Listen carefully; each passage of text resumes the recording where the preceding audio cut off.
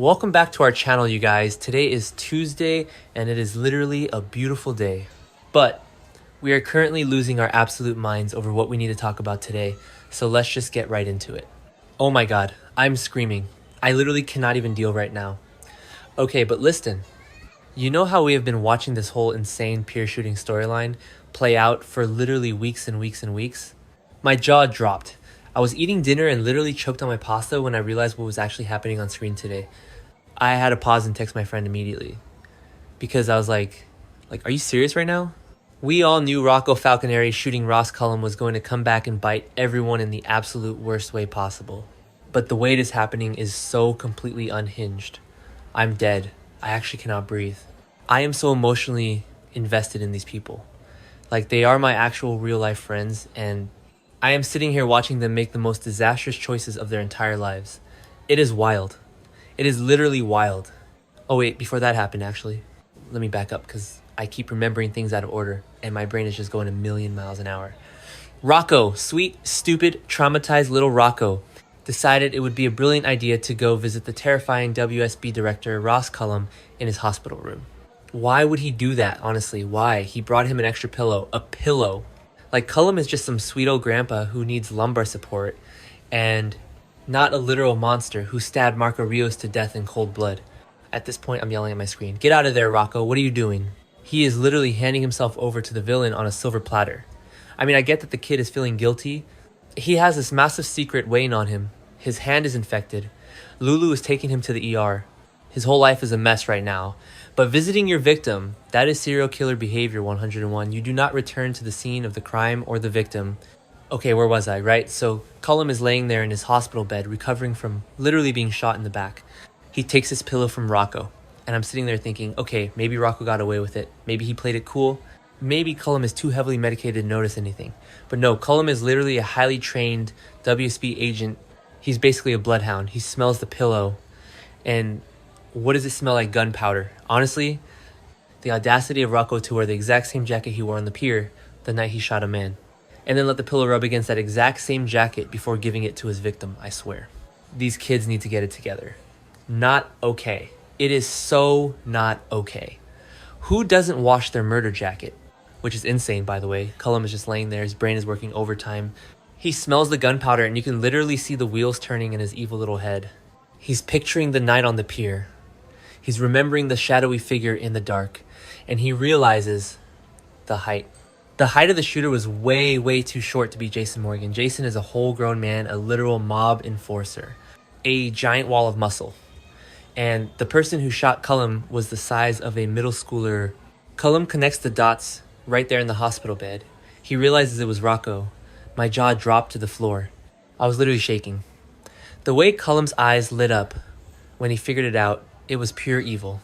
I forgot to mention earlier, but Jason is literally sitting in WSB custody, taking the fall for this. Jason Morgan giving up his freedom, being separated from Danny, who is currently having a total meltdown, and trying to join the mob. And don't even get me started on that.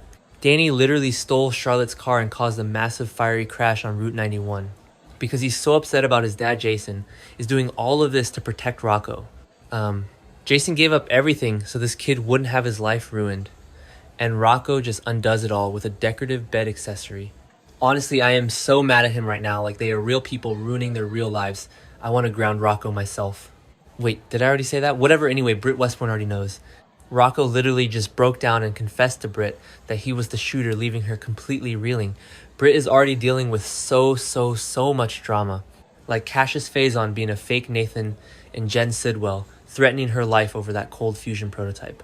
Britt literally just took a stand and told Lucas Jones she is refusing to finish the prototype, and now she has to carry this massive Rocco secret too.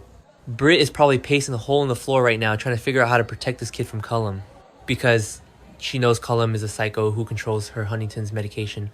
The stress this woman is under is actually unbelievable. But Cullum doesn't go to the cops. Of course he doesn't. He's way too calculating for that. He realizes he has the ultimate leverage now. He doesn't just want to punish Rocco for shooting him. He wants to use him to save his own skin. Mark my words, Cullum is the most manipulative, disgusting villain we have had in years. He knows exactly who Rocco's father is, Dante Falconeri, the literal lead detective on the Marco Rios murder case. The exact same Marco Rios that Cullum actually murdered. Cullum is the one who stabbed Marco, and Dante's the one investigating it. I'm calling it now. This is going to end badly. Cullum is going to use the son to break the father. Okay, so let's talk about Dante for a second because I am literally so stressed out for him. Dante has been doing the absolute most lately. He's been aggressively grilling Lulu about what she's hiding. He's been interrogating Cullum in his hospital room. He just told ADA Justine Turner that he finally has a suspect in Marco's murder. Dante is literally so close to solving the case. He's doing his job. He's being a good cop. He's trying to get justice for Jen Sidwell's son. So Sidwell will stop trying to murder Sonny and Lucas. Dante is on the verge of cracking the whole thing wide open and putting Cullum behind bars where he belongs. And then Cullum drops the absolute biggest bomb of the century. Cullum summons Dante, or Dante comes to question him again. I don't even know. My heart was beating so fast, I could barely focus on the screen. Cullum just looks at Dante with that smug, arrogant, disgusting smile, and he lays it all out. He tells Dante he knows about Rocco. He knows Rocco pulled the trigger on Pier 55. He knows Jason is innocent. And he tells Dante that if he doesn't want his precious teenage son to go to a federal WSB black site prison for attempting to assassinate a federal director, Dante has to do exactly what he says. I'm literally hyperventilating just thinking about it. The way Cullum said it was so chilling. The demand is so dramatic. Cullum tells Dante he has to destroy the Marco Rios murder investigation file. All of it. The evidence, the notes, the leads, everything Dante has worked so hard on.